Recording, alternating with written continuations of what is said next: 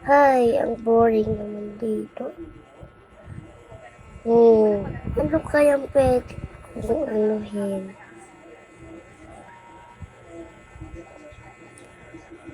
Dito tayo, labas. Punta na tayo dun sa resort. Ay, beach na to. Resort na pala to. Nakalimutan ko, dito pala bahay ko. So,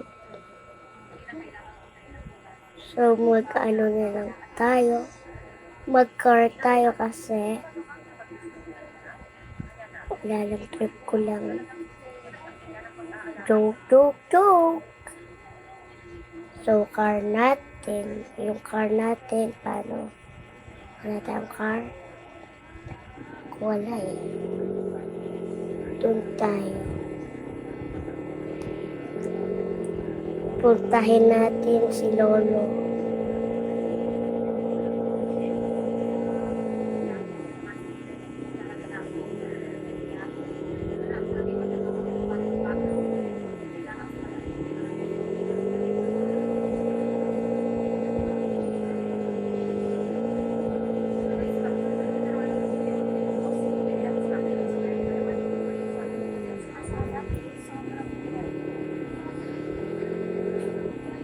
Wala na saban pa.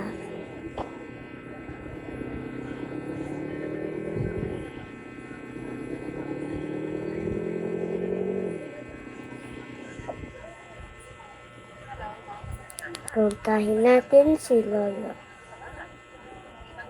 Nasaan na ba dito si Lolo ulit?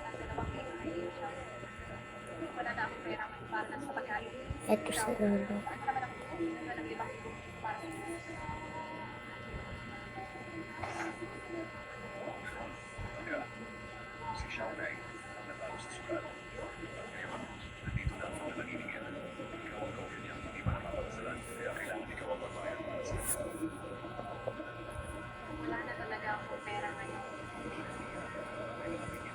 Wait lang, bibigyan ko lang flower si Lolo.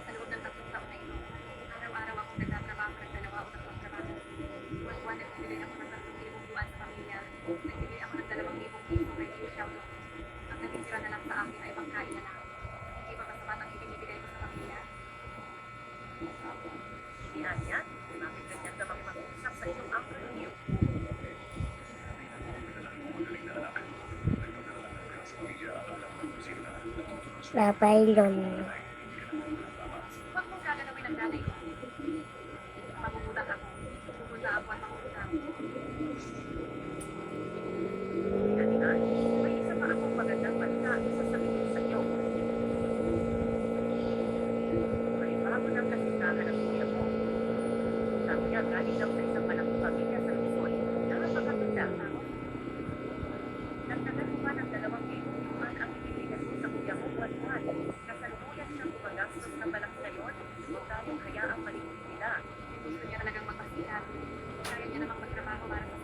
Bili muna tayo dito.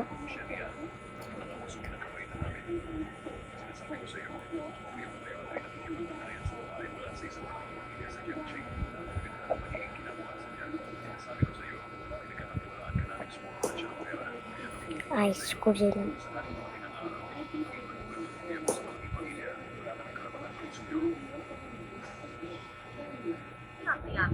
Wala kang pinag-aralan at wala kang koneksyon. Si Xiaobei ay hindi seryoso sa buhay. Kailangan mo pa rin umasa sa kuya mo sa hinaharap. Wala man nagtitinda. Samantalahin mo Nakawin na na itong natin. pagkakataon para lang mas mamalapit ka pa sa kuya mo. Ang value mo para din naman sa iyo, kaya huwag kang magpapagpataas. Paano kung hindi ko ibigay? Ibigay na. Hindi ang nanay mo ang magdurusa. Huwag mong gagalawin ang nanay ko.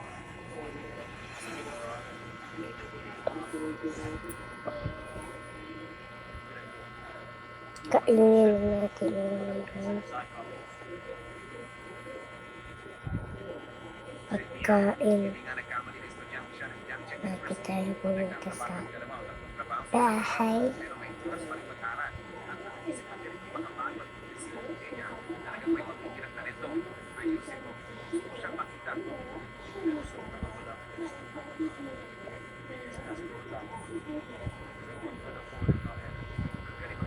nagdadalhin. Dapat ang oras ng pagkas niya ay nakatutok sa pananalisik. Sayang naman at nagtatrabaho siya ng part-time. Malamig organisasan siya. Siya ng first man. Ngayon din. So, tara, maglakad, mag-scooter na lang tayo. Batik yung bahay ko, dun yung bahay ko.